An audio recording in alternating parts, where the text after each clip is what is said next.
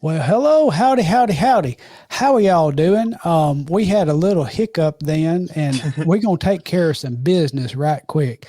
First of all, greetings. Second of all, if you are watching us on Facebook, will you throw up some comments because I got a message that is showing that they're having trouble putting it on Facebook. I And saw this that too. and it's coming from StreamYard. So anybody watching us on Facebook, please, please, please let us know. And we will watch for that and we'll just kind of see what happens, y'all. But we are glad you are here. And I think we're going to keep the boat and the show rolling because we can always put this thing back on and do some links and all that. I think that's about all we got. So, anyway, hey, how are y'all doing, guys? Hey, Doing oh, all right. I'm Doing great. good. I'm doing good too. I tell you what, we got some gremlins going on up in the joint, and I don't really know why.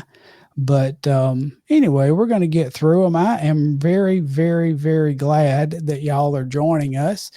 And we're looking forward to episode 16, right?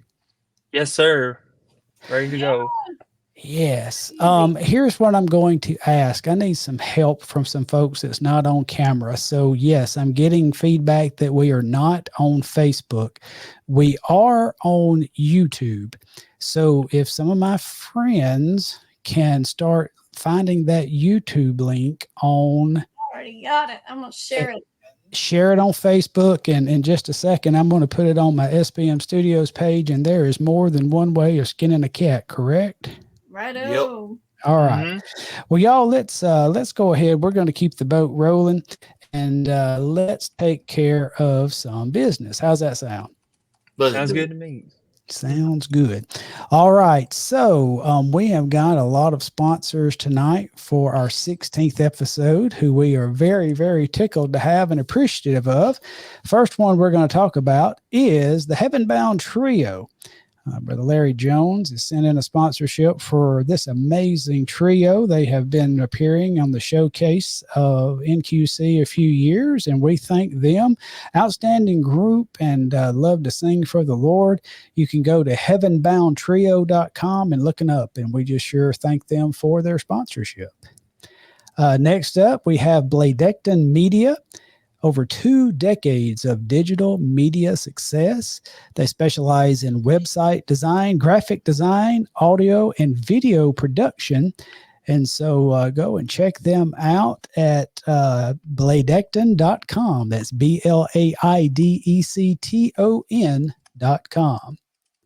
Next up, we have a repeat sponsor. And Avery, I'm going to let you take this one if you don't mind. Yeah, so this is the Shadow Valley Gospel Music Festival. It's hosted by the Brady family out of Fayetteville, Tennessee. And it is 3 amazing nights in the middle of summer with gospel music. It is July 11th, 12th, and 13th this year. It is an outdoor venue. It is beautiful. It's not too hot. And if it rains, no worries. They've got a huge barn. This year's lineup is just as wonderful as every year they host it. On Thursday night, they've got the Singing Ambassadors, Compassion, McCrae Dove and the Dove Brothers, and the Inspirations. On Friday night, they've got Keeping the Faith, Gold City, and Karen Peck and New River. And then Saturday night, wrapping it up, is High Road, Bradley Walker, Lauren Talley, and Mark Trammell Quartet. They will have Joseph Reed from the Singing News Radio, if you listen to them in the mornings. He is the MC this year. Children 18 and under are free. So bring your kids, bring your whole family. It's an amazing night. And they also have an awesome concession stand. Fantastic. Thank you so much. Did that I'm just sold. like a pro, Avery. Let's go. I'm sold too. Our next sponsor for this week is the Roby family. And we appreciate the Roby family. And actually, Tiffany Roby, we had a little bracket for the men's college basketball 64 team March Madness, and Tiffany was the winner in Southern Gospel 4 bracketology. So congratulations to her. But we appreciate the Roby family, and you can see their contact information. If you'd like to book them, dial 540-327-8759, or you can contact them at the Roby Family 4, the number 4. That's the Roby, ROBY family, the number 4, gmail.com, and find them on Facebook at the Roby Family. And then finally, our last sponsor for this week is Murray's Expanded Encyclopedia of Southern Gospel Music. Mr. Murray is a fantastic historian of Southern gospel music, and he works closely with the SGMA. And you can get a concise version of the Encyclopedia of Southern Gospel Music or the expanded encyclopedia, which I have my eye on. I don't have this in my possession, and I need it, but it's in-depth, thorough, deep dive into Southern gospel music, focusing on the groups and the artists and the history of the music, and all the way from the early 1900s into the 2020s. And articles are conveniently arranged in alphabetical order. You need to dive in. If you are a fan of Southern gospel music, you can go to books.sogos.us and be taken to a link so you can order these fine encyclopedias of Southern gospel music. So thank y'all to our sponsors. And also, we've got a couple of individual sponsors that we'd like to recognize as well for tonight's episode. And one is Daniel Hayes, who is very faithful to us, and we appreciate him greatly. And then also Miss Ruby Johnson, a shout out to her. The United States Postal Service gave her a headache. She was trying to send up sponsorship, and it got lost in the mail. Like, seriously, got lost in the mail. So got it late, but we wanted to get her on and recognize her. So thank y'all, Daniel and Ruby, for sponsoring us. And as always, we want to take a second and talk about SGMA. If you're not a member of the Southern Gospel Music Association, we would love for you to join us on that. Go to www.sgma.org.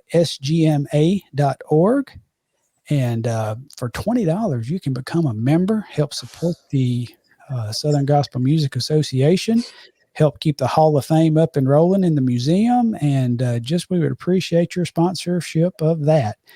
And lastly, don't forget about National Quartet Convention. Spring break is just around the corner, like next week. No, this week. No, Thursday. This just weekend. around the corner this week. If you ought to be packed and ready to go. So April 11th and 12th in Pigeon Forge at the LeConte Center.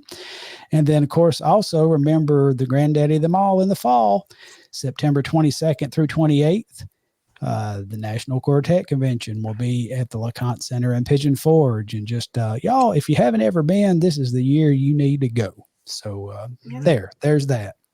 And I think we had a shorter time of promotions and commercials this time. So again, y'all, if you have a chance, it would be really, really, really, really helpful if you could help us by sharing the YouTube video. Go find SBM Studio. Well, I'm telling them, and if they're seeing this, they're on YouTube. How silly is that? But if you will share us to your Facebook page, that would be a huge help to get folks in. But we have some viewership, so they're coming on in. So y'all keep helping us out on that. We're going to just keep going on. And when we get our guest in, I'm going to try to do a little doctoring on this thing and see if I can help repair it. But, and we didn't even talk about who might do this. So I'm going to do it. Okay. All right. We are picking for our 16th episode to have a very good friend of ours. And he's been with us on Southern Gospel Forward from the beginning, and a faithful viewer and supporter, commenter. Y'all may welcome Mr. Aaron Swain of the PromisedLand. Hey. Woo. Hey, buddy. How's it going? Well, it's going. It's interesting. This is the second time in a row that we have had some technical difficulties, and I don't know if we've got banned from Facebook or if they heard you were coming, or I don't know. That is what happened. They heard I was coming and just decided to break. Well, the beautiful thing about this is we can take this video and we can actually rebroadcast it too. So we're going to keep piling on with this, but we're going to get you out there, and we're going to make sure that you get all the views you deserve. But we thank you so much for joining us, pal. This is an honor. I've been looking forward to this since we set it up a couple weeks ago. This is my favorite thing every week. It really is. I'm not just saying that because I'm on here, but I do enjoy it. Well, we thank you. And I tell you, we've had about a 3-week hiatus because we've had some things going on and some spring breaks here or there. And you're just going to get us back on track tonight. So we're looking forward to it. So far, that's working out really well. Yeah. Smooth as silk. Yeah. So, you know, kind of the drill because you've been with us this whole time. But we love to start off by giving you an opportunity to act like that somebody is maybe meeting you for the first time and just introduce yourself, say what you'd like to say about you, your background, how you got started. Just give us a little introduction of who Aaron Swain is. Sure, I will certainly try. Like I said, my name's Aaron Swain. I sing with the PromisedLand Quartet out of Luray, Virginia. And in August will be 9 years that I've been singing there. And grew up in a Christian home, like a lot of the guests that y'all have had, and just grew up around Christian music and was introduced to gospel music when I was about 13. My youth pastor let me borrow his copy of Legacy 5's Monument CD, and I fell in love with it from then on. And Legacy 5 was actually my first concert back in 2006. My dad took me to go see them over in Whitfield, Virginia at the high school, and Roger Bennett was still on the road then. I think it ultimately ended up being one of his last concerts on the road, just how things worked out. But they, I mean, I could probably tell you every song they did that night, every joke, like it was, and I didn't, you know, have a video camera or anything. It's that vivid in my mind. That's and awesome. From there, I, you know, just wanted to know as much as I could about the music and researched the history and collected all the music I could and ended up writing a blog about it there for about 8 years or so. And right after I graduated college in 2015, I had the opportunity to audition for PromisedLand Quartet because they had an opening, and met up with those guys. And even though the audition didn't go super well, they still gave me chance after chance. And then they just got so discouraged that almost 9 years later, here I still am. But truly living my dream, and especially over the past 2 years or so, just so many doors have opened up for us, and never dreamed that I would be getting to sing this music on the level that I have been. And I'm having a blast, and I'm still just a fan, but I have a microphone now is really all I could say about myself. And again, this is just a huge honor. It really is. Thank y'all for having me. Yeah, absolutely. And so I think the first time that I became familiar with you was actually through your blogging. And I think many of us might have been introduced to you that way. Can you take us back a little bit to that? Am I remembering correctly that it was Swain's Musing, or Swain's Musings? Swain's Musings, yeah. How did that get started? And talk a little bit about that. Man, it's just crazy how many people actually remember that thing, because it's been, I haven't had it online, or I stopped really updating it in like 2015. So it's been about as long as I've been with PromisedLand. But you know, when I was getting interested in the music, MySpace was still around and Facebook was in its infancy. So we didn't have something like Southern Gospel Forward for people my age, especially, to hang out and talk about this music. And, right. You know, we still had the message boards, like the Singing News had a message board, and a couple other different sites like that, like Southern Gospel News and what became Absolutely Gospel had a message board as well.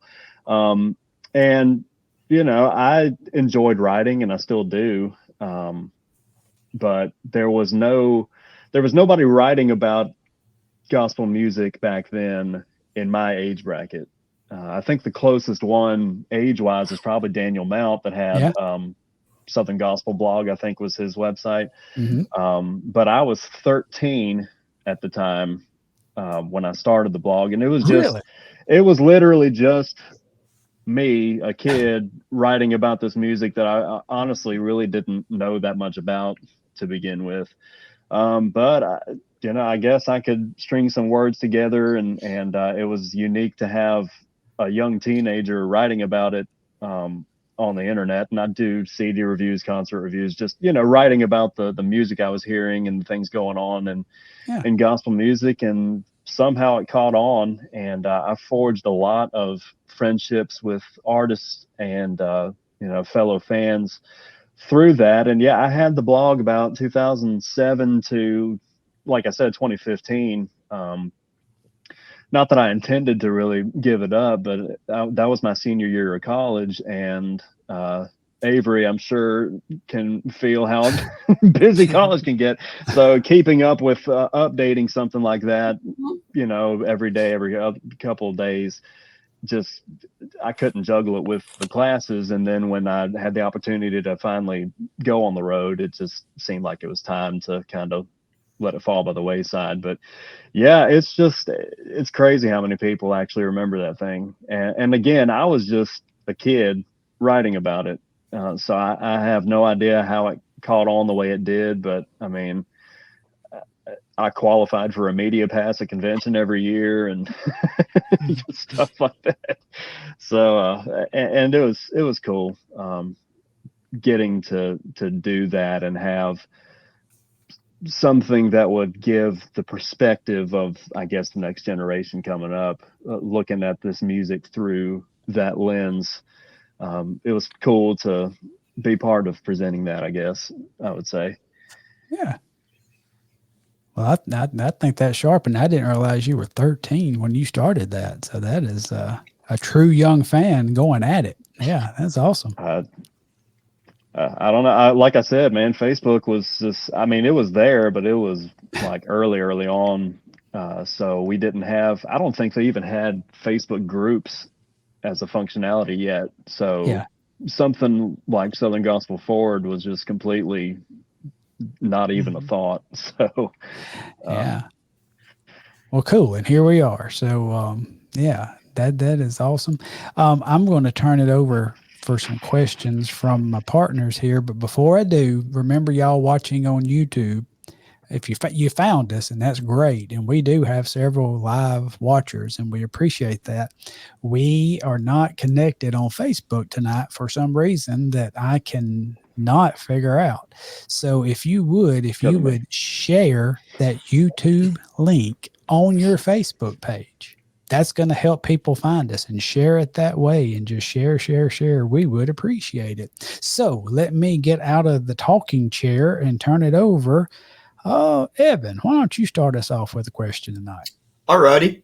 So you're saying you made the blog about Southern Gospel, and I was a little bit younger during that time. I think when you started it, I probably would have been three.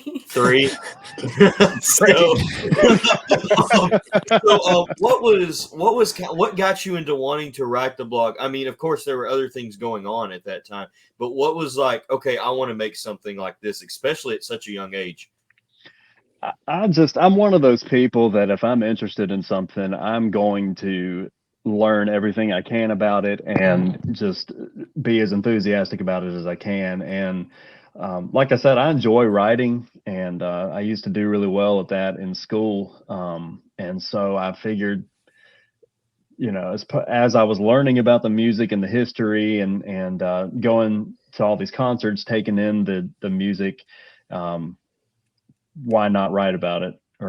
And I mean, I didn't set out to do anything special with it, really. It was just, I mean, a blog by definition is just a personal web log of your thoughts, your opinions, or whatever. So I just created a little Blogspot account and started posting, like I said, concert reviews, CD reviews, and commenting on news that was happening, like the other blogs at the time were doing, because blogging was a big thing back then. There for, and David Murray can attest to this because we've had the conversation, but it was probably 7 years or so that it was the big blogging era.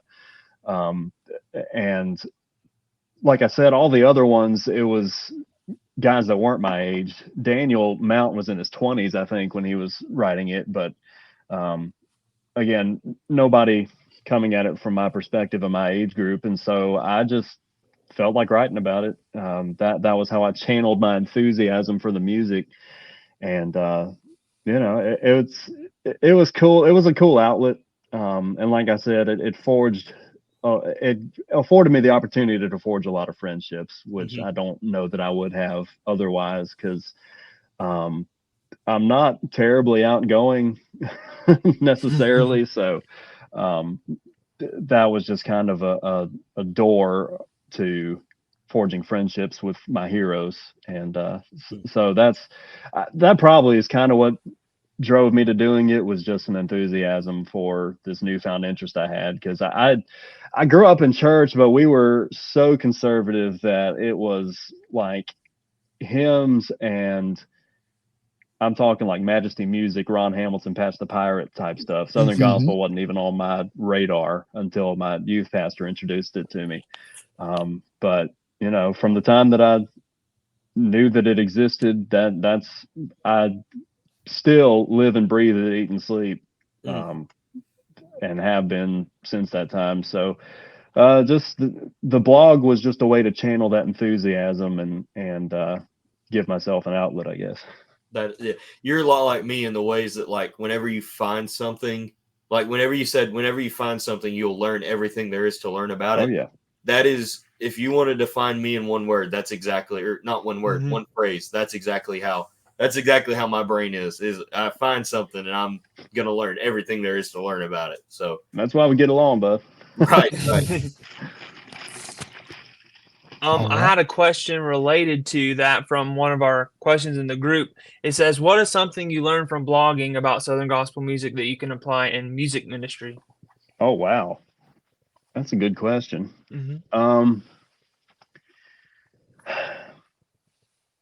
As it applies to music ministry. Yeah, I can answer it this way: being kind, and not everything needs to be said. You know, it's the biblical principle of is it kind, is it true, is it necessary? Filtering things, especially that I say online, in the context of this music and talking about it. Is it kind?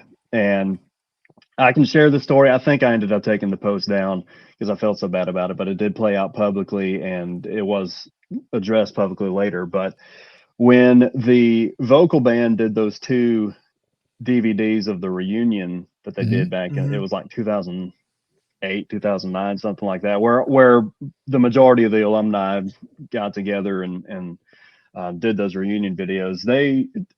I love the way that they turned out because they weren't overly polished. So there was a lot of imperfections, which was cool, you know, and it was still great, but it was cool the way that they did it. But I blogged about it when I looked at the trailer for it, and I made the comment that the saddest part about it was Michael English. And I realized I shouldn't have said that, but because, I mean, you got to think back early 90s, that dude was unstoppable.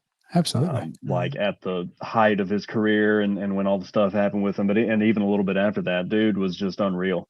But he hadn't been singing on that level, I don't think, for quite a few years when those reunion videos came out. And so it wasn't like it was, which, I mean, you know, the time does that to people. But the comment that I made about it, him being the saddest part of it, was not great. And he ended up commenting on the post. And I was able to verify that it was him. And he was, he was very hurt by what I said. And I felt this tall. And not long after that, he actually ended up coming back to the vocal band and when the 5-man thing happened, and it was awesome. And you know, he and I got to talk about it. I got to apologize to him personally. And matter of fact, the whole time I had the blog, he was the only guy that I ever got to do an interview with, like a full-on video backstage, sitting there for over an hour talking to him. And for him to, so I guess the number one lesson was be kind, and not everything has to be stated. Your opinion doesn't have to be shared on everything, but be kind when you are sharing thoughts with people, because it, you know, these are real people on the other side of a computer screen, on the other side of the product table. even on the artist side, and your words can affect them. But also extending grace when people aren't kind the way that they should be. And Michael, I mean, he went out of his way to befriend me after that. And like I said, he was the only one to give me an interview the whole time I had the blog. And it's that, even though the blog site is down, that interview is still out there on the internet somewhere. And it's one of the coolest things I've ever gotten to do. Interviewing somebody like that, just with such a rich history in this music and such a heart for people. So that what I learned from the blogging, as it applies to music ministry, that's what I would say is being kind and showing grace when people aren't kind. That is an excellent deep dive. And I'm just sitting here listening. You know, one of my bad character traits or character flaws, whatever you want to call it, is I'm pretty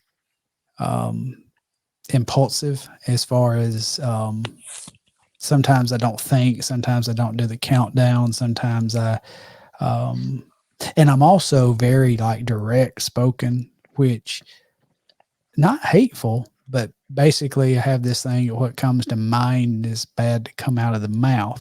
Now, the beautiful thing about typing a blog or even on the messengers or social media and all that, I mean, the wonderful thing is the Holy Spirit giving me whippings at times when I've typed for a while, and then he's like, why don't you just go ahead and delete that, bud, and let's not click that send, you know.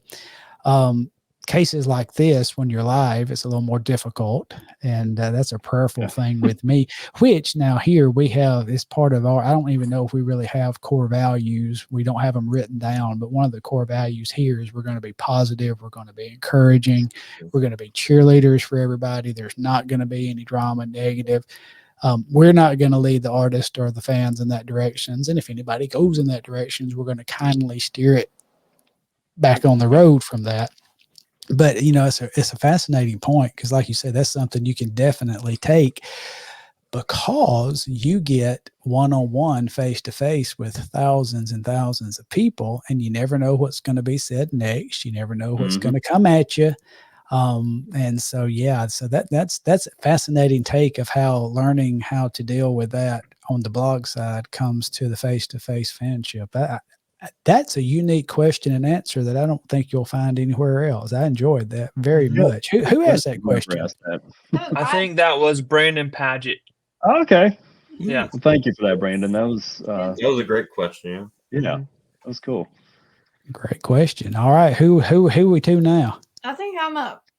So this is not related to the blogging, but I guess if people don't know you, so you have a part-time job or full-time job, right? Other than singing. Right. And so what do you do outside of singing and not blogging anymore?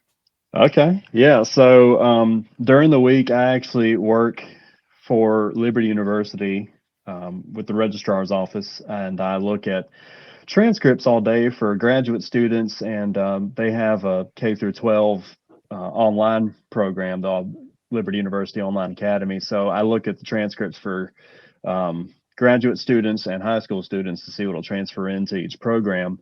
That's my day job, and I can do that from anywhere, including on the bus if I need to. So it's pretty cool.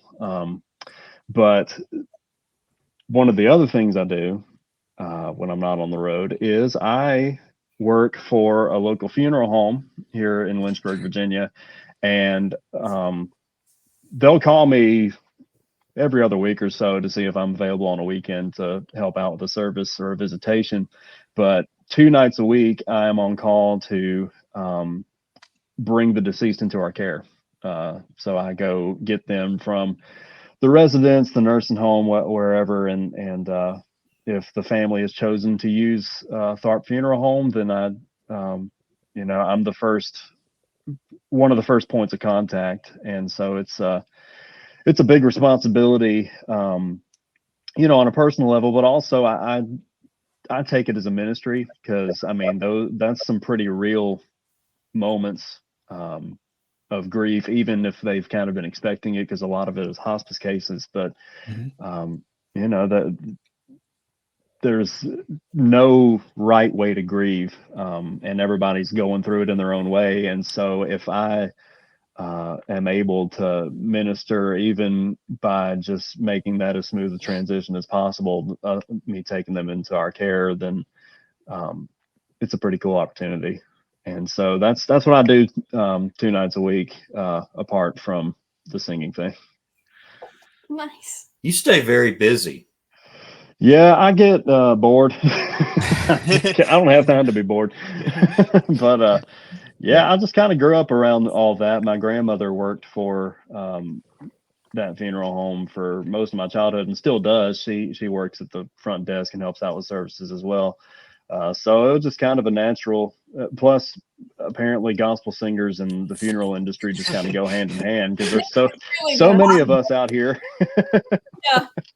Like, it's crazy how many singers work in the funeral business. It is. It's, Oh yeah. And I've never understood that, because, like, me personally, like, I barely even, like, unless the person is extremely close to me, I'm one of those, like, yeah, I'll go to the funeral, but I'll sit in the back. You know, I'm like, Yeah. But it's a very common thing amongst Southern gospel singers, and I've always found It takes all kinds, I guess. But yeah, like I didn't know that Isaac Moore was into that and stuff until his interview. He was talking about it, and I know Will Lane does some stuff with it. The Williamsons, I think Donnie still owns a funeral home out there in Oklahoma. Yes. But yeah, we're everywhere. I think Jay Perrick actually works for one now too. No, that I think about it. Yeah, out in Evanston. Yeah. So. My parents work at a funeral home, and I've worked at the funeral home. So yeah, they were actually working. I'm with my people tonight, I guess. Yep. It's fun. So, all right. Putting the fun in funeral. Now, I don't know if you'll ever hear again that working in the funeral home is fun. That was a quotable quote. Well, you're gonna have to pull that out for one of your reels now. I don't know that's a unique quote, my man. Live and in color. What was you fixing to ask me, Miss Avery? I said I think it's your turn again. It is my turn. All right. Rescue us from that. Where do I go from here? Okay. So, all right. So you're still, we have joked off camera, text, stuff like that, that you're one of our older forward members, now as the season of life that you're at, then I don't know, you may have the mark right now at the oldest guest we've had as far as 35 and younger. No, Luke is I older actually than you, asked right? Matthew Gooch the other week, because we worked with them. They were our guests for our anniversary concert, and he's my age. He's 31. So, and Luke is older than you, is that right? Luke's 32. Yeah, so Luke is the old guy that we've had on. Okay. So wait, but didn't y'all interview him before his birthday, right? You're getting technical now. Don't go deep. Isn't that around it wasn't around, because I was busy for his interview, and that was around my birthday. Me and him have very similar birthdays. So okay. But so yeah. As a young man, you had such a love for Southern gospel, and now working with the history, the SG history, and such as that. So you have a deep love for your history. As a young person, what drew you to what I would say would, a lot of times your younger folks may be drawn to what's current as far as the music and all. So what drew you, and I'm asking this because I was as well, so I'm curious what your answer is. What drew you back into the pioneer days of Southern gospel music? Gotcha. Yeah, well, like I said, my background was so conservative that Southern gospel music was a little too wild for me for most of my childhood. Like I said, the hymns, no drums, no guitars, anything, just piano and organ and like the big orchestra stuff, like Majesty Music and Bob Jones University, that kind of thing. But I was always kind of, well, because of that conservative background, there was some secular music that was allowed in my home. But like when I was a young guy, my two favorite groups were the Dillards, which was the Darling Family on the Andy Mhm. Griffith Show, Yes. excellent bluegrass, and the Statler Brothers. Okay. Mhm. I mean, I was eat up with the Statler Brothers, especially, man. The 4-part harmony, I'd never heard anything like that. But my grandparents had their a cassette tape of the best of the Statler Brothers, the white cover with their wives on the front of it. Mhm. And so just fell in love with that. Well, by the time that I knew either one of those groups existed, the Dillards or the Statler Brothers, the Statlers had retired in 2002, and the Dillards, I think all but one of them are gone, Yeah. So for one thing, what drew me to the gospel music stuff when I was introduced to Legacy 5 is the fact that they were still actively out there to be able to go hear them live. Mhm. But also just the harmony and the lyrics it just seems like the gospel music will take so directly from the scriptures that I was hearing from week to week in church and putting them in a song to make them easy to, hide those words in your heart, like the Bible says. That's what kept on drawing me back to it, was the lyrical content, the arrangements, the 4-part harmony, and then, even the 3-part, the soloist, all of that. That's what kept drawing me into it. And then, like I said, because I'm the way that I am and wanting to know everything that there is to know about the stuff I'm interested in, it was cool for me to go as far back as I could and listen to the progression of the style of the music from back in the 30s, 40s, 50s up to now, and just kind of tracing that, seeing the groups that came along and shaped the sound of the genre from their time forward. It was just really cool. And it's such a rich history. I mean, because it's been around so long, obviously, but and it's so hard to define what Southern gospel music is because it's just such a wide umbrella. But there's so many of the pioneers that had their own spin on it, and even if it wasn't necessarily accepted at the time, you're hearing the influence now, all these years later, and it's just commonplace. So it's really, that part was interesting to me as well. That's how drawn I was to it. But yeah, I was a weird kid, and actually, Gerald Wolf told me that on my 16th birthday, because I went to a Greater Vision concert and got to eat with him afterwards, and I got to pick his brain for a few hours just talking about the music, which I don't know that I fully appreciated the opportunity at the time, but he looked at me and he said, "You're a weird kid like I was when I was your age," and he meant it as a compliment, because he said he was the same way. Whatever was popular at the time in his day, he was gravitating towards the old quartets and family groups and stuff as well. So, but he said that'll take you far in this music. And so I guess and you might have been wired the same way, Scott. I don't know. But that's where I came from with it. That's what kept drawing me to it. It was fascinating because I came from a family of a singing family music regional group, and so I grew up around music. It was really funny. For several years, like my uncle and my cousins kept working me, trying to get me to sing harmony. Get me to pick up before my voice changed to tenor, or later on the baritone as you would have it. But I never could, and I think I was 14 years old, because I remember the drive back from Columbus, Mississippi to Millport, Alabama, and I was with my cousin in an old car he had. He had a cassette tape in of the McCameys singing "Getting Used to the Dark."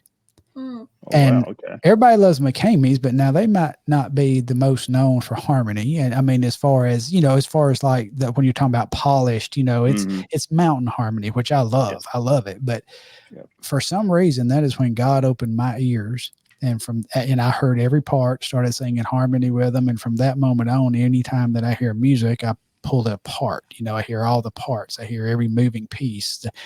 And so after that, then getting exposed and starting to have more appreciation from some of that old stuff that my family would play for me. and because now you go back to those days, you had more groups doing the actual 4-part harmony, the intricate harmonies, the actual bass moving up and occupying that 4th note in the chord. And and then I just got drawn to it and just loved it, and the Statesmen were the ones that absolutely grabbed me by the nape of the neck and pulled me into the Pioneer area. I love that. It's fascinating as you talk about the influence that they had. You move several years later, and off camera we were referencing Ernie Haas and Signature Sound video. And when they came into play, Signature Sound, and they started staging some things in some of the older songs and some of the choreography and some of the things that they did in that.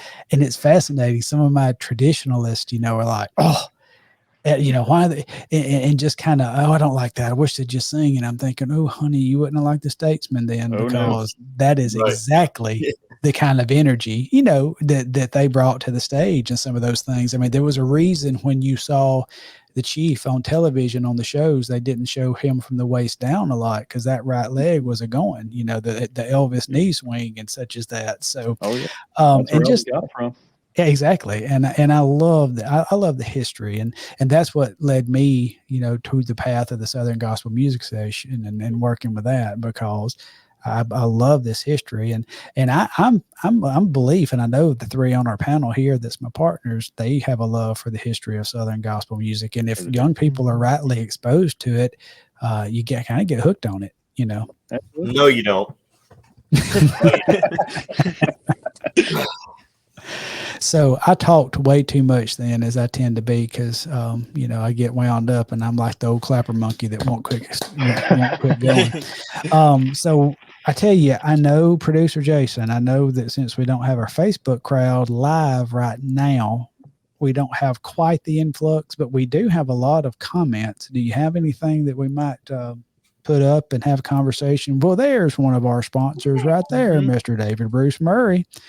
And we thank you so much, and thank you for all the work you do to help preserve and promote the history of Southern Gospel music. Thank you. Can I say this? There's not a day that goes by that I'm not on SG history in some way. Me too. It's my go-to. Same absolutely. And I do. SG, right, sghistory.com is the website. That is just a plethora of online information, everything you want to look up as far as groups, artists, makeup, histories, discographies, look it up there. But I really encourage you to go to the site and pick up those encyclopedias, because I think I'm going to ask Santa Claus for that, or birthday or something, because I really want to get the expanded version. That's what I want to dive in. All right, Miss Hannah Bradford, who has picked up one of our days on Southern Gospel Forward as far as our posting days. She has Take Me With You, right? Is that what she's posting on there? And fireworks from Riley from Miss Hannah. But she's got her cheer wine and she is ready for tonight. So easy now. Good stuff. There you go. Makes me excited. Hey, Michael Long, thank you for joining us on the episode. Appreciate it. And Miss Sandy, thank you so much for joining us. We love to see y'all check in with us. I still have you guys' book to the loadings. I still have y'all's book. I'll get it to y'all very soon. Thank y'all for letting me borrow it. Get her the book back, Evan. Good grief. Now this is Zach Wilburn, right? Zachary Wilburn? Yes. All right. What's up? I don't know how he did it, but last night when I was in the virtual studio putting all this together, he said hey to me, and I'm like, I'm not even live. How does he know I'm here? It's kind of like ghosting me. I felt like I was being stalked or something. But anyway, hey buddy, thank you for joining us. Brian Park from Chardon, Ohio. Did I say that, or is it Chardon? Nice. It's one of those. One of those. Thank you for joining us, Brian. We appreciate it. Hey, Blaine, everything Southern Gospel. I think Blaine was in the top 3 of the bracket, if I'm not mistaken. He was third. He was number 1 for the longest time. Yeah, he did well. Hey, Nick, what's going on, buddy? Thank you for watching us. What's up, Nick? One of my first memories shortly after meeting Aaron in person was seeing him get the news that Legacy 5's new album had just landed at their NQC table. Wow. He nearly knocked down 3 old ladies in there to buy it. The number of old ladies that almost got knocked down just increases every time he tells that story. Which album was it? Yeah, that's what I was going to ask. What was it? Which That was album? the album, yeah. Oh, Just Stand. Just Stand. Yeah, Okay. that's. I'd say that's. Well, and this was like before Frank had announced that he was going to leave. I think he announced it that week at convention. I think that he was leaving, but they had that CD out that week, and I didn't realize they were going to have it yet, and so I took off towards their table, and a mutual friend of mine and David's, Jeff Foster, was there, and apparently I almost knocked him into somebody's booth. I think it was Cricket Lee or somebody like that. But anyway, I'm glad I'm glad there was no collateral damage from that.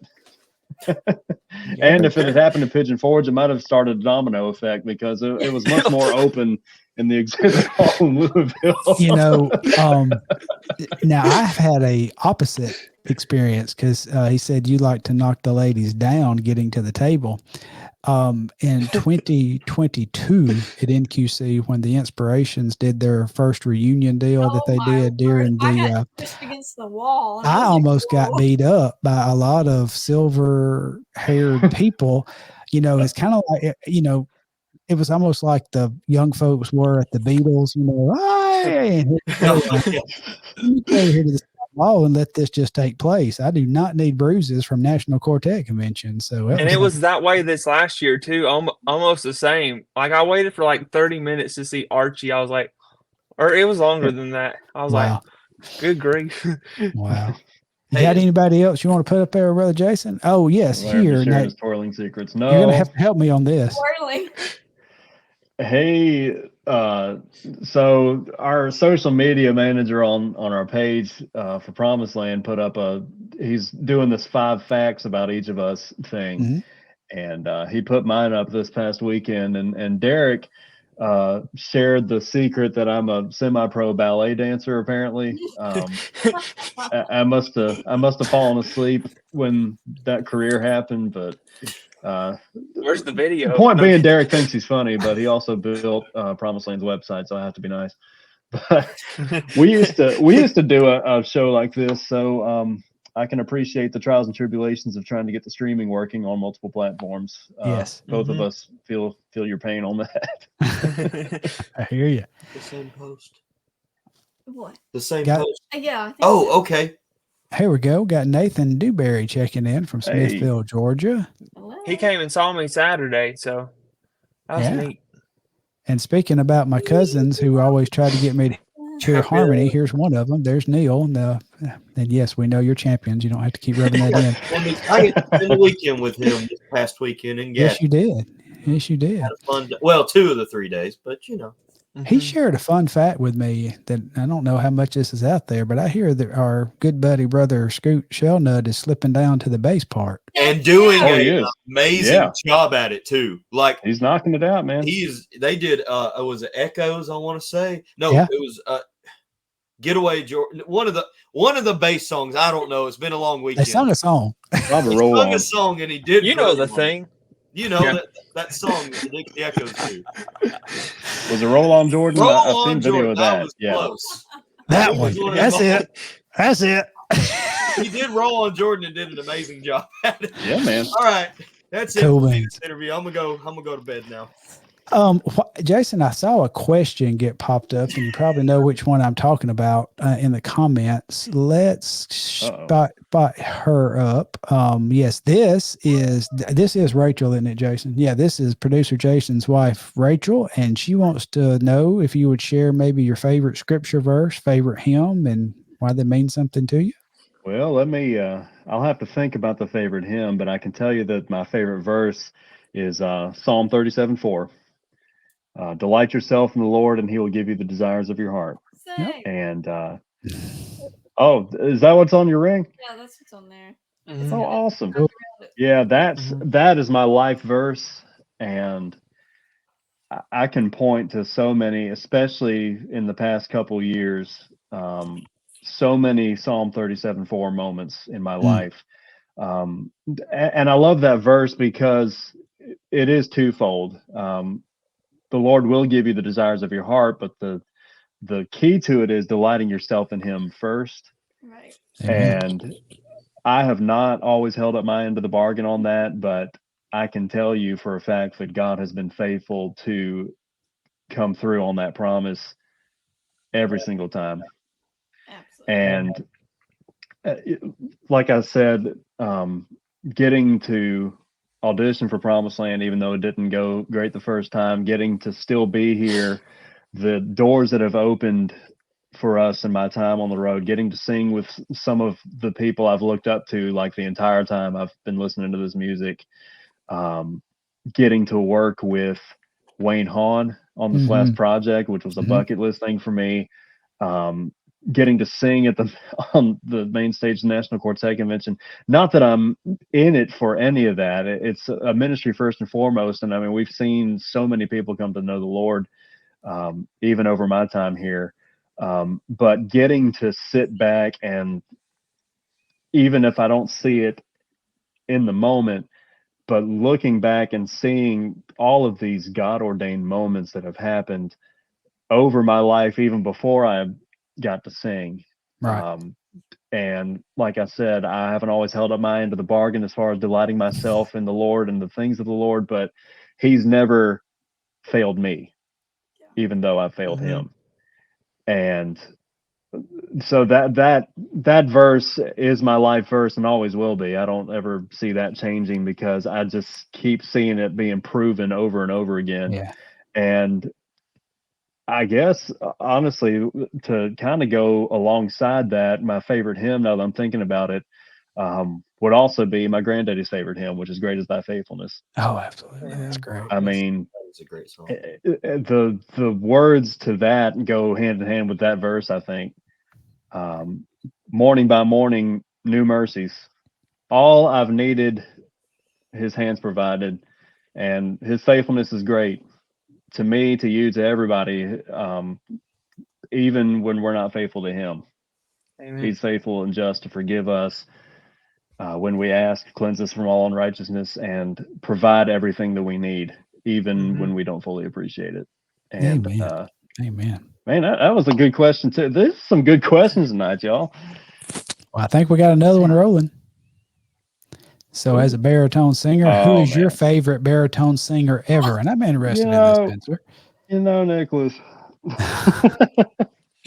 Well, I did it for a whole 2 weeks, so it's me, right? Yes, it's totally you. Cool. I didn't pay you before the show to stop, kid. Oh man, favorite baritone singer ever? It's probably well, discounting the obvious Trammell. I mean, that's a no-brainer for anybody. So we'll just set him aside. I think my favorite, and it's not just because I, person to person, think the world of him, but probably my favorite is Scott Howard. He's sing Legacy 5. Not just because he was the first voice I ever heard singing gospel music, because he had the solo on the very first track of the Monuments project, Legacy 5 did, but that guy was so good at going just heavy enough, just light enough in his tone to change the blend of the group when it needed it on a given song. And every song that he sang a solo on, whether it was or not, he made it sound like it was written specifically for him. And so much of my singing, I've tried to pattern myself after that, just the ability to communicate a lyric or change the blend when I need to, based on what the song calls for. That guy, he never, I think he won favorite baritone for a couple of years, but overall, I don't think he was ever fully appreciated for how good he was while he was on the road. In my personal opinion. So yeah, setting aside the obvious ones like Mark Trammell, Glenn Allred, that would be my favorite baritone. Very good. Didn't even holy cow. The two baritones I have up here are Mark Trammell and Glenn Allred. I didn't even Oh, really? That's wow. I was just thinking about that. I was like, wait, I got Trammell over here. And I was like, oh my gosh. And then there's all right then. So that's cool. I'm second guessing myself, but Aaron will know for sure, because I'm thinking that Howie had the solo on, which is obscure. It wasn't really a big hit for them, but my favorite Legacy 5 song from the past, That's What Grace Is For. Yes. I thought he had the lead on that. I was thinking He of was that the one guy. too. That's a great Yeah. song. And the delivery was just, Oh yeah. Yeah. Yeah, Mhm. even when they recut it, it was even better when they recut it with him. And like I said, man, he had the ability to make it sound like it was written specifically for him, which I think technically the Melody Boys might have cut that first. they did with And Mark I can't Franklin remember who the singing it. baritone was that sang it on that project, but Scott, that was his song as far as I'm concerned. Actually, with the Melody Boys Quartet, Mike Franklin, the tenor, was the one who took the lead on that. Okay. Yeah, it's been so long since I've Yeah. heard their cut of it, I couldn't remember. But Yeah, yeah, they cued Scott it. just Yeah. and so when I filled in with the Pine Ridge Boys last year for a weekend, Larry asked me to bring something to sing as a solo, so I ended up finding the track for "That's What Grace Is For," and that's Really? what I sang. So Is there video? of I'd this? never gotten to sing that song before, so it was cool finally getting to do it. But yeah, man, I'm gonna go listen to that after this is over with. Probably that's such a great song. Mhm. Yeah, if y'all haven't heard that one, go look it up. It's Mhm. it's on streaming. Almost positive. Absolutely. But yeah, It such is. a gorgeous song. Yeah. All right. I think we've made it through the questions of the. You got one? No, we're good. All right. So, are we doing okay on your time, Aaron? Have you got just a little bit more? I've got all night long, man. Ooh, oh. Got nothing going Hey, on. speaking about that, I hate we got knocked off because I had some humor because y'all, when we do this thing where it comes up and as soon as we go live, y'all start seeing the countdown and the countdown takes us out of the picture and mutes our mics. But I can see all of my young folks down here at the bottom. And we were, including myself, we had some moves going to the music. It was epic. I wish I had recorded that. I wish y'all could have seen that. If you've ever seen me at a concert, you get something like, last week in Gadsden, Thomas, after the concert, was like, man, I don't know what was getting on you during, I just stopped by on my way home, but you just were getting that. And I was like, what are you talking about, Brady? He's like, man, you were boogieing and we all saw it. And I was like, all right, cool. You got to remember, they can see you too. Yeah. Yeah. Yes, absolutely. we can. Yes. I saw a video on YouTube. Somebody was filming behind my head, and apparently not over my head. But I was just really into. I was like, I did not know I was moving that much when I was singing along. I was like, I must be having me a good old time. Yeah. From years of filling the pulpit and leading worship in churches, I'm convinced that folks forget that we can see down from there. So, yeah. And we laugh about it later, I can assure you. Absolutely. Absolutely. Well, all right. Well, let's keep rolling then. Have y'all got some more questions in your satchel you'd like to throw toward Aaron's way? Riley? Mm-hmm. Oh, it's my turn? I got several of them. So you mentioned filling in with the Pine Ridge Boys earlier. So I had a question from this guy named Jackson Smith. He said, what's it like to be the only guy who has ever filled in for Jackson Smith? Well, the rest of the Pine Ridge Boys told me that was their favorite weekend on the road, including Justin Owens, who wasn't even singing tenor with them yet at the time. He said that was his favorite weekend. Don't start none, there won't be none, brother. You Exactly, learn that. Jackson. Oh, okay. So Jackson just thinks he is so funny. We worked with them two dates in a row back in November. It was us and the Millers and the Pine Ridge Boys did a couple concerts. And over the course of conversation, Jackson figured out and took great delight in reminding me about 7 times during that weekend that when I started with PromisedLand, he was 10. And I said, Jackson, I know that I'm not that much older than you, because but you're still young, and so you've still got some life to live and experiences to have. But let me give you a very valuable lesson that'll do you really, really well moving forward. Not every thought has to be an outside thought. You can keep things. That's right. That's right.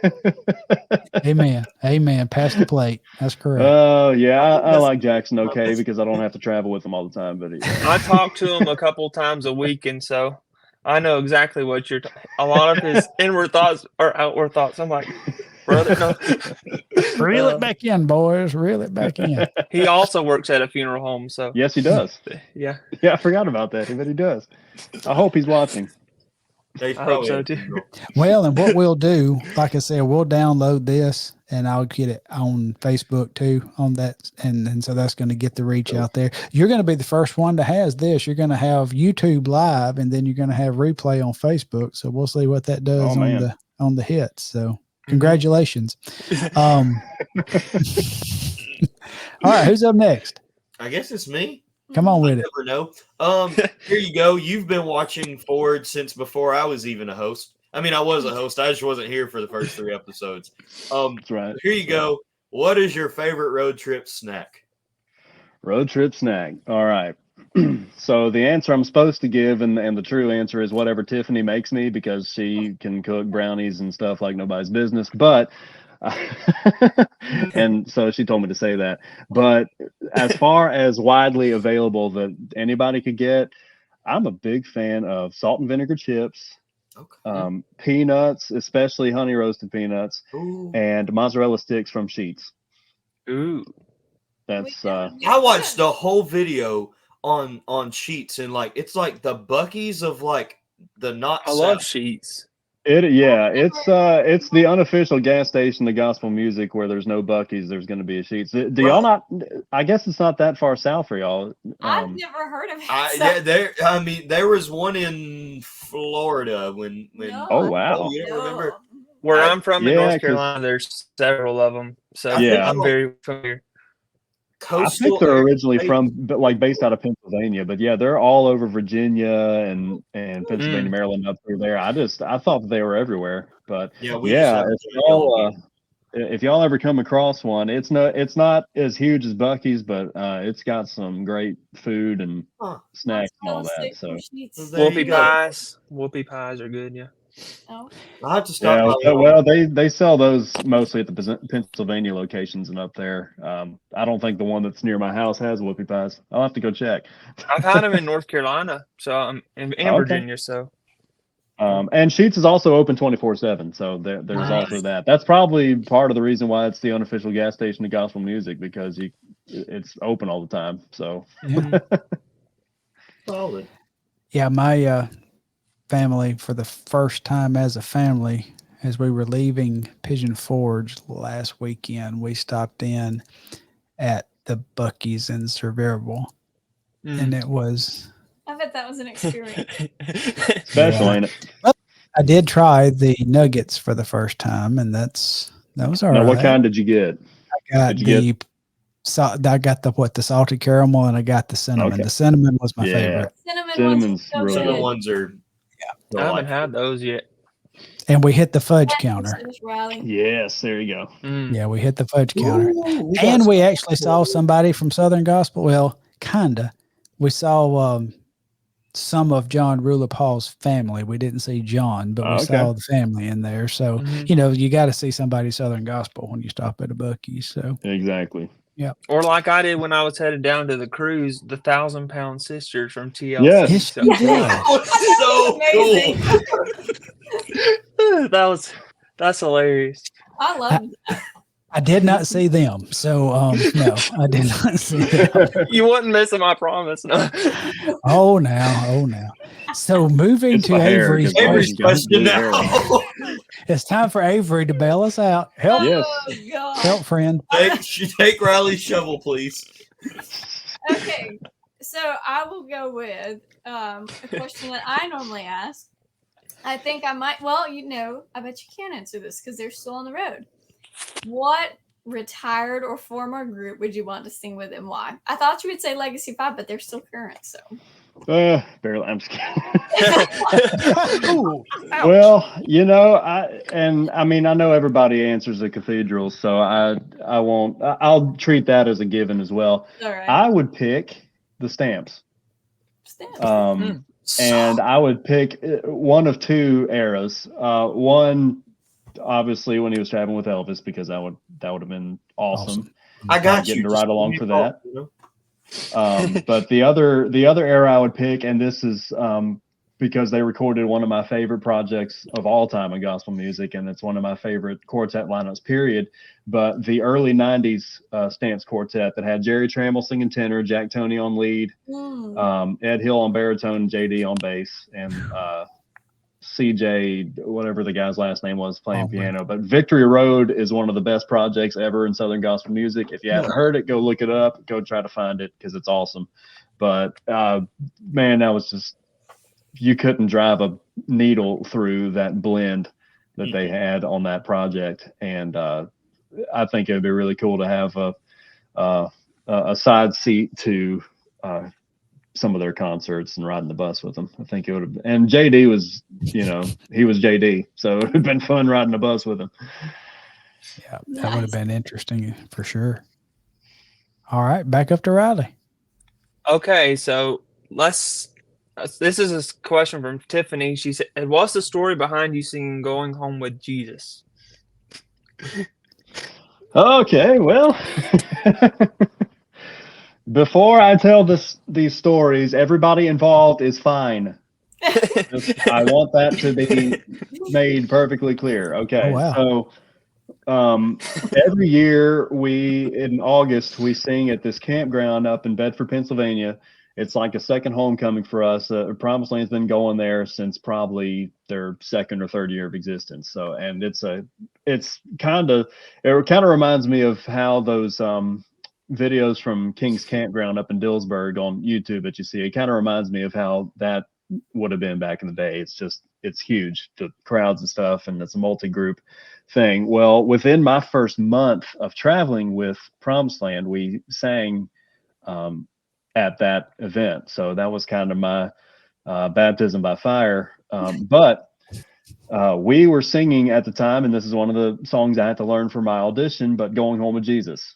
Kind of the Nealon's arrangement, but our tenor spiced it up a little bit. And we still do it from time to time by request. But Gene called that song, and he didn't see it, but we did. And so we were laughing about it after the fact because we knew they were okay. But about the time that he called Going Home with Jesus, there was this lady out in the back of the crowd that had passed out from heat exhaustion. And so she's getting carried out of there on a stretcher by the paramedics while we're singing Going Home with Jesus. Now, she's okay.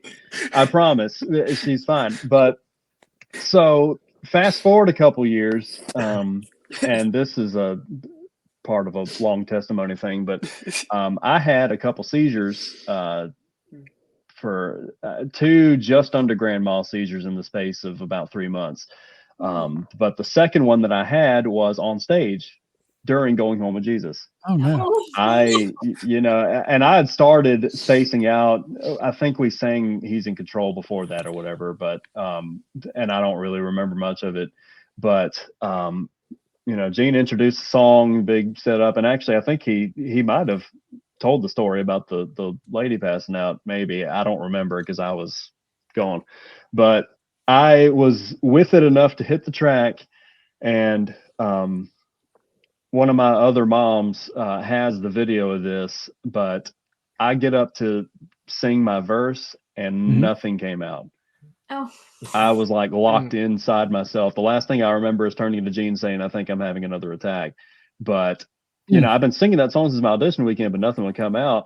And I wake up in the hospital. So during a song called Going Home with Jesus, I have a seizure on stage.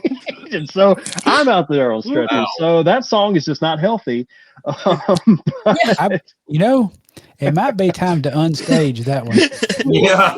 We did stay away from it for a little bit. But no, I mean, and I'm fine now. That's a really long testimony. It's pretty cool. But yeah, it's funny after the fact. It wasn't necessarily funny at the time. No. But it was either, and now that I think about it, is either that song or Almost Home that we were singing around my home area, and some lady got happy during the song, and I think it was either Going Home with Jesus or Almost Home, but she started dancing around and she lost her teeth, caught them in midair before they hit somebody in the back of the head and popped them back in without missing a beat.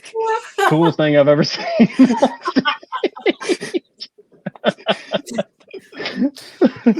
That is amazing. that you Now, got she a actually good has gone singing home to be going with on. Jesus, bless her heart. But yeah, that was fun. You know, you got a good singing going on when the teeth start coming out. Oh yeah, man.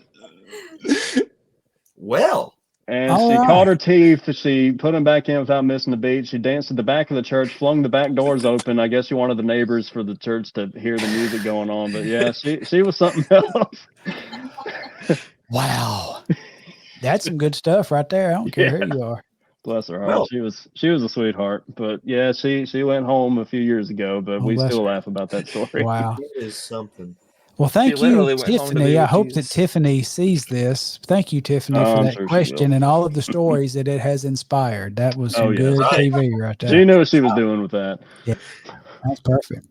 All right. Who's up next down Is it me? Is it me? in Yeah. I Empire? read that little questionnaire thing, the little 5 thing, the ballerina thing. Yes. I don't know what it's called, but it said that you have a background in theater. Yes. And I've done a little bit of theater. That's why I missed the first 3 episodes. So what?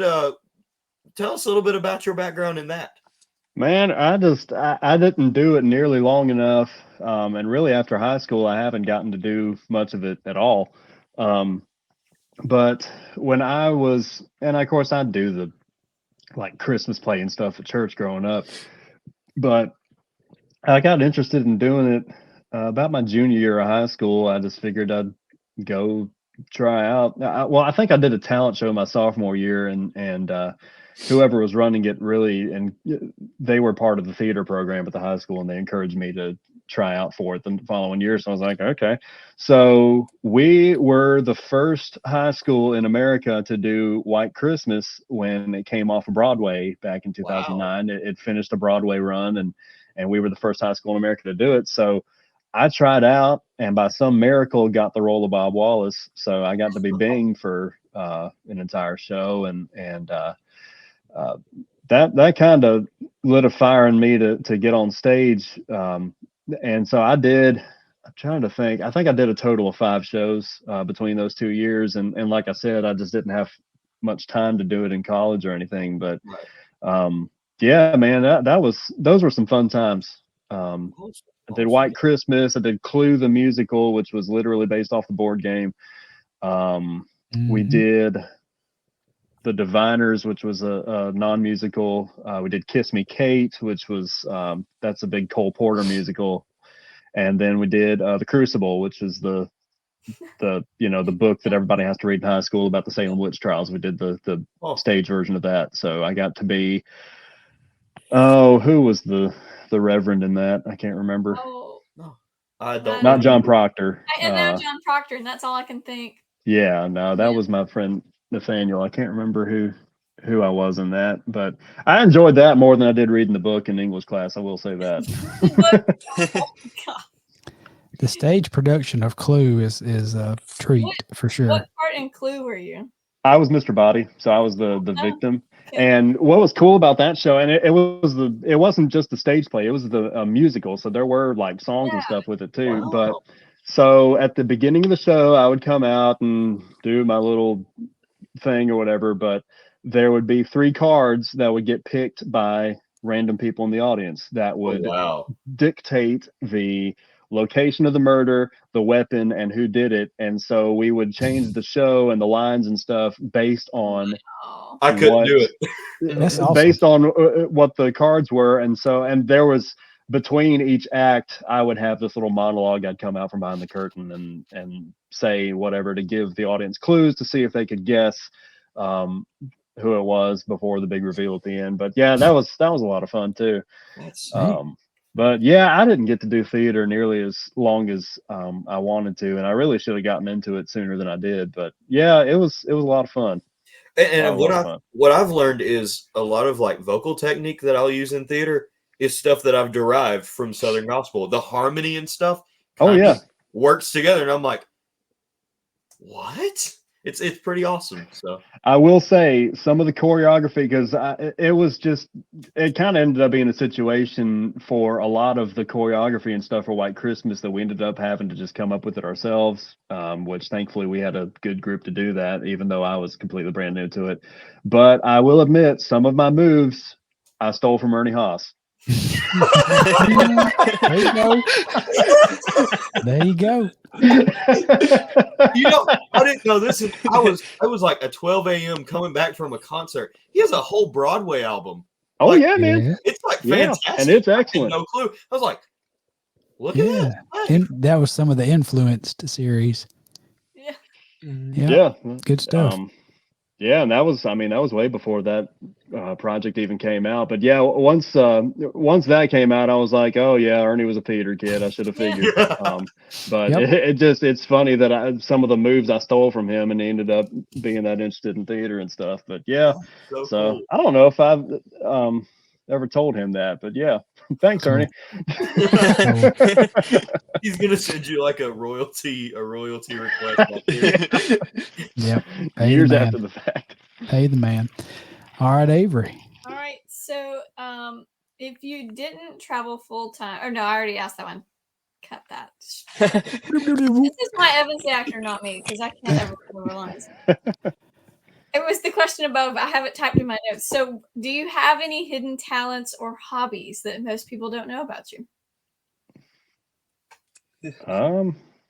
I don't know. I mean, most of my hobbies is kind of related to the music stuff, so most people know about it. I like to hunt. I don't get to do it as much as I want to because I travel a lot during the hunting season, but I do like to get out in the woods, and that's some of my best prayer time is just sitting out in a tree stand and getting in the quietness of God's creation. And waiting for something to come by so I can blast it with a gun, but you know, but yeah, I guess some people seem to be surprised when they find out that I hunt, but yeah, I guess that would qualify for that. Right. Yeah. Good deal. Couple of other check-ins we've got here. There you go. Yeah, Jason is with me. We're like tuned in here.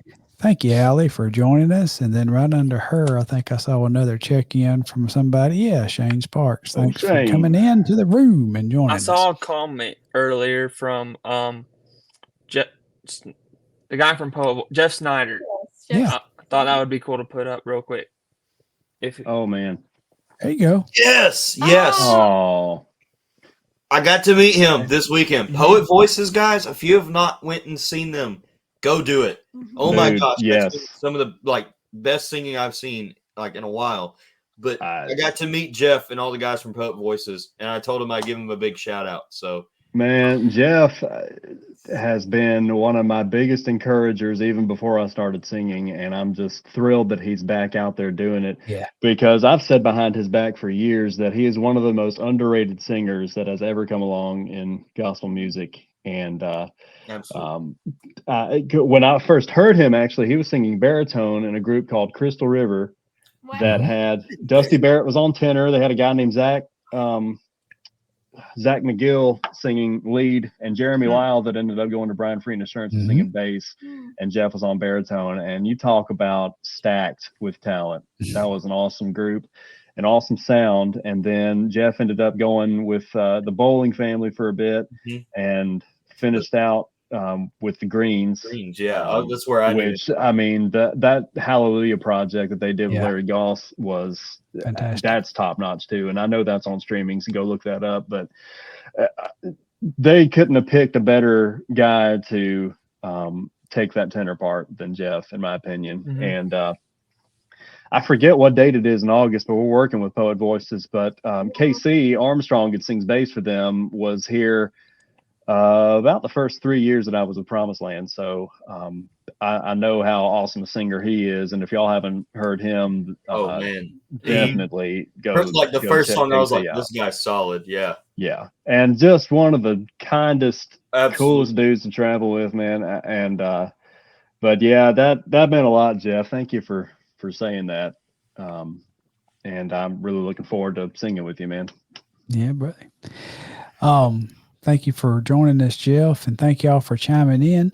Tell you what, I know we're kind of getting to about our normal winding down spot, but let's do this. First of all, y'all partners, y'all think of another round of questions, and we'll close out with that. But Aaron, let's talk about all things Promised Land Quartet. First of all, I mean, you were gracious enough to sponsor an episode. I think the last episode we had with this, but let's put up a special concert that's coming up.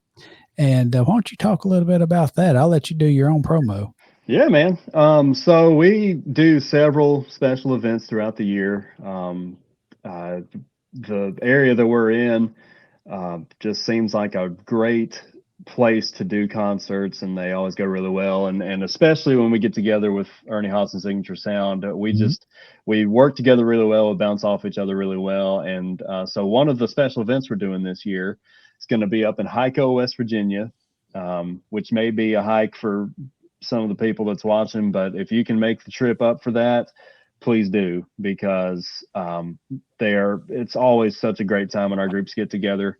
It's Friday night, May the 24th, and the doors open at 5:45. The concert's at 6:30 at Lighthouse Worship Center in Hyco, West Virginia. And another gospel music connection there, actually, Jerry Skaggs, that sang tenor for the Skyline Boys and Dixie Melody Boys a few years ago. He is the worship leader over there. Okay.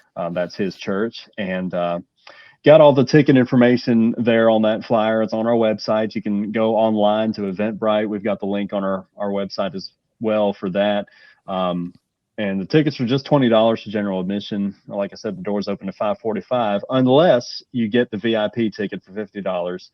That'll get you in at 5:30. And you get seating up front in the first few rows, and you get a meet and greet with both artists. And I can tell you, from having done these for several years in a row, Ernie and the guys are some of the most approachable guys out there, even if you don't do the meet and greet, but especially if you get to do that with just the one-on-one setting with them, just to ask any question you want. They're so gracious and so approachable, and it's well worth the extra investment to get a VIP ticket, in my personal opinion. But I would love to have as many of y'all as possible join us for that. We're really looking forward to it. Like I said, our two groups get along together so well, and it's going to be really fun. And thank you for putting that up. I really appreciate that. Oh, you're welcome. We love to partner with the artist. And speaking of that, again, we'd like to put up one more picture, and it's got your web address. If you go to www.PromisedLandQuartet.com, you can find all things Promised Land Quartet, hear about some of those biographies we were talking about, and do some deep dives. But you can also shop their music and fantastic projects out there. And you want to go check that out. You can also follow them on tour. It's got their tour dates, where they're going to be. And also you can find the booking information there, because we would love for you to have the Promised Land Quartet at your church or upcoming event. And anything else you would like to talk about, Aaron, as far as the PromisedLandQuartet.com or anything you have going on? Yeah, like I said, just find our information on there as far as contacting us to book us. We'd love to come sing for you. We are on Bands in Town, which is a very handy app. You'll get notified when we schedule something in your area, and we're adding stuff all the time, which is great. But we also have, like I said, we do several special events throughout the year, and so we have a special page set up for that that has that concert with Ernie, and we're doing a cruise next February. That's the information is on there for that. It's February 1st to the 6th, I believe, and it's us and 9 other groups, Down East Boys, Pine Ridge Boys, Glory Way, I forget who all else, but it's going to be a really fun cruise. Please consider going and signing up under Promised Land Quartet. Don't hate me, Matthew or Jackson or anybody else in those groups who are watching, but I have to sneak that plug in there.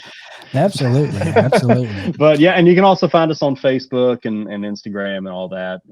That's an easy way to keep up with us and what's going on with Promised Land Quartet. We're really gearing up for a pretty heavy schedule the rest of the year, and really looking forward to things that are coming down the pike, and would love to see as many of y'all as possible if we get anywhere near y'all. And over the past couple of years, we've gotten outside of just doing the East Coast thing. We've started going further south and Midwest and stuff. So it's a real possibility that we'll be somewhere near some of y'all in the future. So just keep an eye on our schedule, and hopefully we'll be close by. Fantastic. And yeah, absolutely. I'll go to those social media sites, Promised Land Quartet, look them up on Facebook, Instagram. It doesn't cost you a thing in the world to click that follow and like and do that.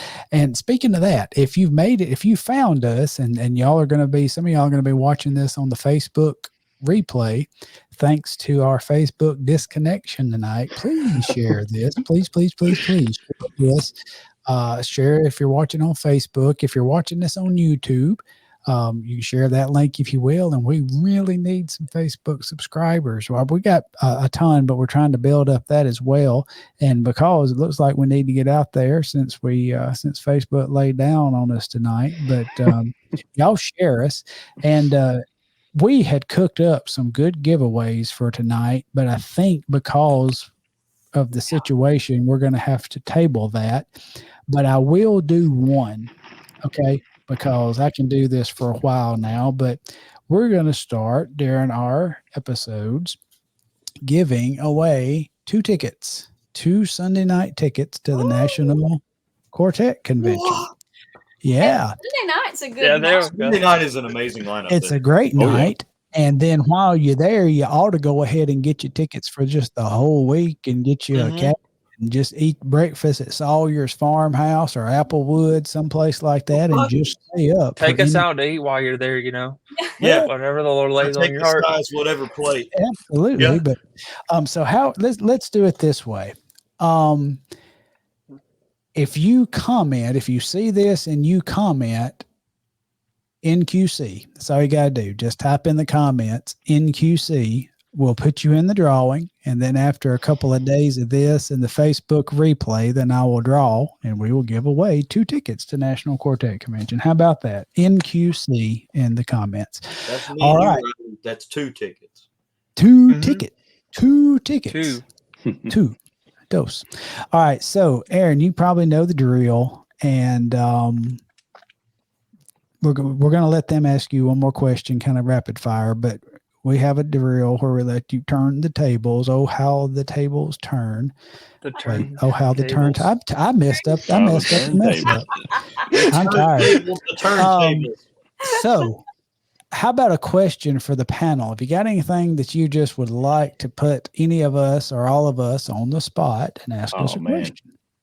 I totally forgot about this part of it. So I should have thought of one. I'll tell you what, because we've got such a wide variety of taste here. Sure. Top 3 projects in gospel music history for each of you. Yes. History? No. Yeah, history. I've been waiting. Well, if it makes it easier for you, I can narrow the timeline, but it sounds like Evan's already got one ready to go for that as it stands. So we'll just, we'll go with it. Do that. All right.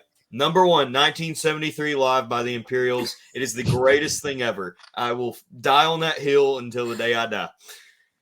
Number 2, Almost Morning by the Perrys. It doesn't have a skippable track on it. I learned to sing off of it. It's got everything from bass stuff, baritone stuff, Libby stuff, lead stuff. It's all across the board. Great singing.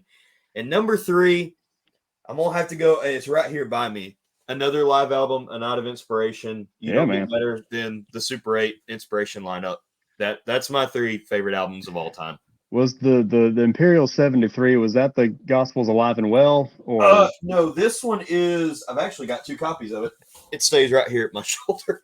This one was, I think it was Baylor University in Texas. Gotcha. Okay. Yeah. And then the inside. I always get those 2 confused. Just so awesome. It is. Yeah. No, wait. This one wasn't Baylor. This was Indiana. I apologize. Gotcha. It's my favorite album, and I don't even know. No, I get those 2 mixed up all the time, but both of them are awesome. They're so good. And I'll throw an honorable mention with Chattanooga Live by the Kingsmen. I can't pick my favorite live Kingsmen album because all of them are amazing. So it's like picking my favorite Childhood Kingsmen albums. You just pop one on and it's going to be good, So. All right. Who's next? Not me. Not me. Y'all pass? Yeah. Hang on. I tell you what, I'm just going to go current, or when I say current, I'm going to go from 80 forward, more familiar to more of our audience. I could do deep dive, especially getting into some Statesman projects, Blue Ridge Quartet projects. Let's just do this though. Let's say, and one of these is cliche, that's said a lot, but Pillars of Faith, the Gold City Quartet, that was a strong, 100%. strong. Symphony of Praise, the Cathedrals, live in London, which also, and this maybe I may be fangirling a little bit on this,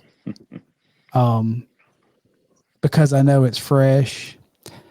But I cannot, it's April the 9th, and I cannot quit spinning this CD. And I don't get into promotion of votes and singing. I'm not real fond of the fan favorite votes of singing news and stuff like that. But this is going to be my vote this year for the album of the year. And it's The Christmas in London. I knew it. Yeah. By Greater Vision. This project, the production, Mm-hmm.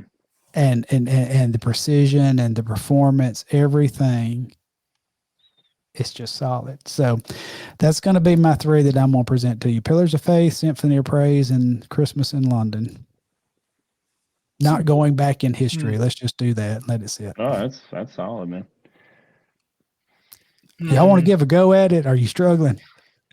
I'm not struggling. There's just so much. There is a lot. Like to pick. I'm gonna go with Scott just because I grew up more 80s, 90s on. So there's some other early stuff that I like, but to pick an album, there's so much to pick. So it's easier to pick more modern. One that I really love and I will play over and over and over and sing along in the car is Radio Days that Chuck Wagon Gang put out. That really, Oh yeah, that's why I fell in love with them. They had done that set at NQC, and then they said, we're releasing an album that's this show. And I was like, oh my gosh. And so I got it. And it was like, I kept it on constant replay. A second one modern like that I have fallen in love with and I just play, and I'll play through over and over and over is What a Wonderful Time Live that the Inspirations did in 2020. I will play that over and over and over again. That one is so good. And then I want to go with the Perry's album, but I can't, there's just so many that are so good. I really like Keep Moving Along that they put out just in 2019. That was fantastic. Yep. But I mean, anything that they've put out, I like all their albums, but I guess I'll go with Keep Moving Along and I guess I'll go since the pandemic-ish. Sure. Okay. So now it's my turn. I'm going to go with what Scott went with, Pillars of Faith. I grew up listening to that a lot in the car. And then another one I grew up listening in the car a lot was The Inspirations, The Country Needs a Cross / My Anchor Still Holds. It had the two titles. So that was another favorite. And then going more recent, I cannot quit playing The Legacy Continues. So the Inspirations guy picks Inspirations albums. Shock. those are some of my favorites right there. I just thought of another one too. Oak Ridge Boys Street Gospel is really good. There you go. Can I get a top five? Yeah, I'm gonna do a top five anyhow. You gotta. Yeah, it was Chattanooga Live, but yeah, Street Gospel. I was thinking about it. Riley said something about country, and I was like, man, I sure do listen to Street Gospel a lot. Man, that's good album. Good stuff. I could give you like ranking like every album in this whole shelf, and just like I'm telling you, that's like you picked a great question tonight. Good job. Yeah, that wasn't easy. Because I was put on the spot for it. It wasn't an easy, quick answer question either. So yeah, there we go. All right, so let's here we go. We're at a little over an hour and a half. So y'all do if you got one, give Aaron another rapid fire question, and we'll put the dogs to bed. All right, Riley. Do we start with? Who? Do we go that way? Riley first. This way? Oh, me. It's me. Oh, so I saw this question a couple times, and they were asking your favorite Promised Land Quartet song. Favorite song? Wow. Whether you sang it or not. Oh man. Going home with Jesus? No, okay. Yeah. Hold a special place. Honestly, right now, out of what we're staging, it's a toss up between Gone On Before and The Hour I First Believed. Gone On Before was brought over from bluegrass, and it doesn't sound quite bluegrass anymore. It's got strings and stuff on it. It's really, really pretty. But it really resonates with people, especially because just over the past few years has been so much loss. But it's a song of comfort written from the perspective of somebody who is in heaven, sending a message back to their loved ones here on earth. I'm safe. I'm not in pain anymore. I'm not really gone. I still live on through your memories and the songs you like to sing and the laughter you share and your memories.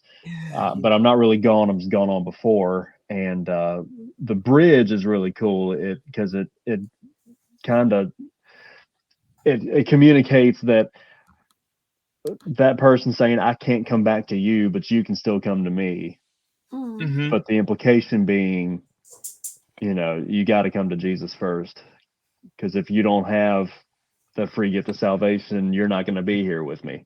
I feel like that can minister very well too. And yeah, it really, really speaks to people. But then, yeah, it's a toss up between that and The Hour I First Believed, both of which are on our new CD, Golden Good Road. CD. But The Hour I First Believed was written, it's a brand new song written by Wayne Hahn, our producer. And gosh, I mean, it's got this timeless feel to it. Like it's been around forever, but it's a brand new song. But it just talks about, life can get tough and can get discouraging, but all we have to do is recall the moment that we turned it all over to the Lord and got our salvation secured, got saved. If we can just remember how it felt the hour we first believed, that will sustain us through the times when life is not all that great. Amen. And both of those songs really have been ministering to people since we started staging them. And I don't sing either one of them. Both of them feature our lead singer, Gene, but he just does such a great job with them communicating the lyric. And it really ministers to people. And it's just really cool to sit back and kind of watch that play out week after week. So those would be my picks as far as what we're doing right now. The group's been around 24 years, so I could probably go through and pick a bunch of stuff we haven't staged probably ever since I've been here. But, those just come to mind immediately for me. Very good. I'm gonna go with this one because you asked us this, and you're a huge Southern gospel historian.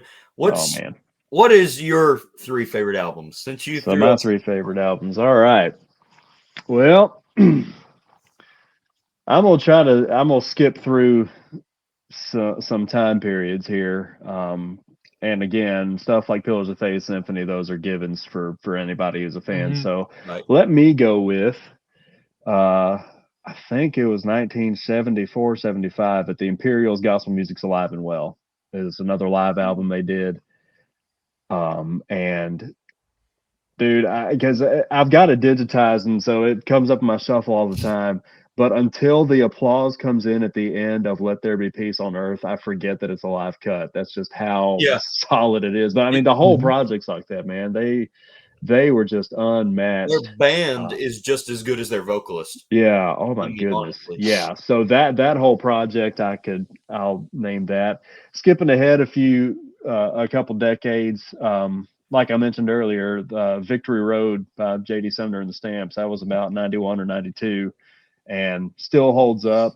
Jerry Trammell's one of the best tenors this music has ever seen, and not nearly enough people know it. And Jack Toney was one of my favorite lead singers of all time. Absolutely. And then, of course, Ed Hill and J.D. What more is there to say, man? That whole, if you can get your hands on a copy of that project, do it, because it holds up great today, just like the Imperials one that I mentioned.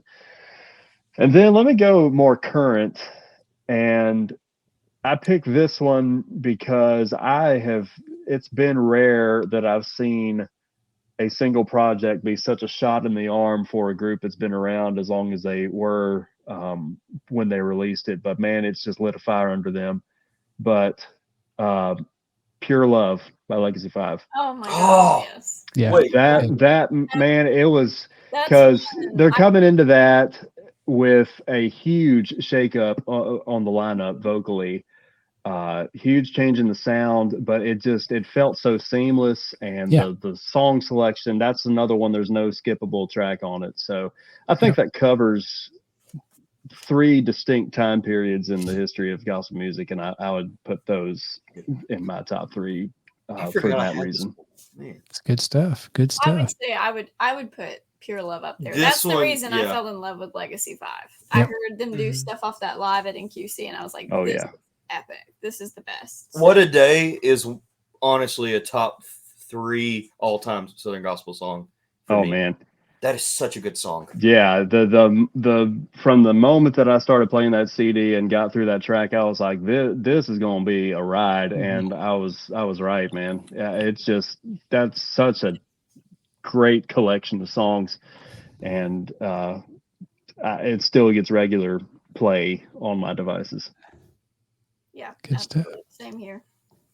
And Avery, we'll let you round out the questions. And little did people know how good of a ventriloquist that Aaron is, because I don't know, his camera has the pictures froze that we can hear him. The picture froze on mine too. I don't know what's going on. Anyway, all right, Avery, shoot that question out. We'll keep rolling. Okay, so other than NQC, because I feel like I should buffet this question with that, because I think a lot of people just pick NQC because it's the best for a reason. What's your favorite event out of the year for you guys traveling? Oh man, for us traveling, and my camera's completely off on my screen, so hopefully that doesn't. Yeah, we're hearing you. Okay, well, it's probably better for everybody anyway that my camera's off. But man, my favorite event for us traveling, besides convention, probably that event I mentioned up at Friendship Village in Bedford, Pennsylvania, every August. Okay. It's always us and the host group at the campground, Fellowship Quartet, and there's always at least 1 or 2 other guest artists, and it's for years it was us, the Fellowship Quartet, Three Bridges, and Dixie Melody Boys, and so those are really fun. But I mean, over the past few years, we've had like the Mark Trammell Quartet joined us one year. High Road's going to be there this year. They're great. Justified Quartet's going to be there this year too. That'll be cool.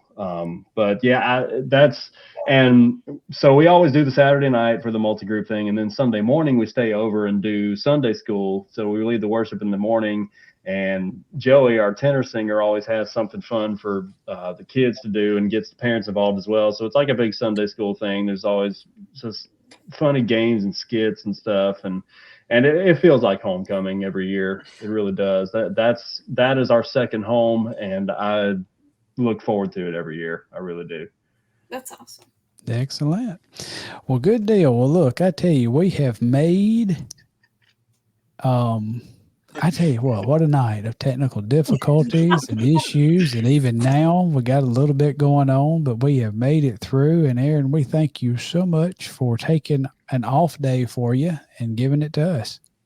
Man, like I said, when you first approached me about doing this, I love what y'all are doing and the community that you're building, because like I said, I didn't have this when I was coming up. The closest thing I had was the message boards, especially when the Singing News message boards, when that service provider decided to go another direction and we ended up starting Southern Gospel Forums. That was the closest thing that I had to something like Southern Gospel Forward. And even then, I was the youngest. There was a huge age gap. And so to have a community built around the younger generation, and I think I was talking to somebody about this the other week, but I think that one of the good things that came out of the pandemic and forcing everybody to have to be together for a year or so is, and I've heard Gerald Wolfe say this a bunch, if you expose your kids and grandkids to this music and it's done well, they will fall in love with it. I'm fully 100%. convinced that during the lockdowns, there was a lot of these grandparents and parents that were playing this music for their kids, and now we're reaping the benefits of that. Especially convention last year, man. I can't remember the last time I saw so many young people out in the crowd and walking around and even singing the music. And so you guys are striking the iron while it's hot with what you're doing with this, and it's a huge honor for me to be even a small part of it, and getting to be a guest on it. And I really appreciate y'all asking me to do it. Yeah, you are a big part of this. You've been a huge supporter for us, and just thank you so much for your partnership and being a part and being an ambassador. We thank you so much for that. And we'll look forward to doing it again sometime and seeing you down the road. But I guess we're going to go ahead and put a fork in this and call it done. For y'all on YouTube that was able to jump on with us live, thank you for joining us. For y'all on Facebook that's going to be seeing the replay, thank you so much. Please share it with all your friends to help. We want to get Aaron the exposure that we want to get. We like to get our artists out there in front of folks. So please share this and help us get there. But we will look to do this again in a few weeks down the road. But we'll go ahead and get out of here. So thank y'all again for joining us. And until next time, we'll see you later. Yeah. See ya. What's your rating, man?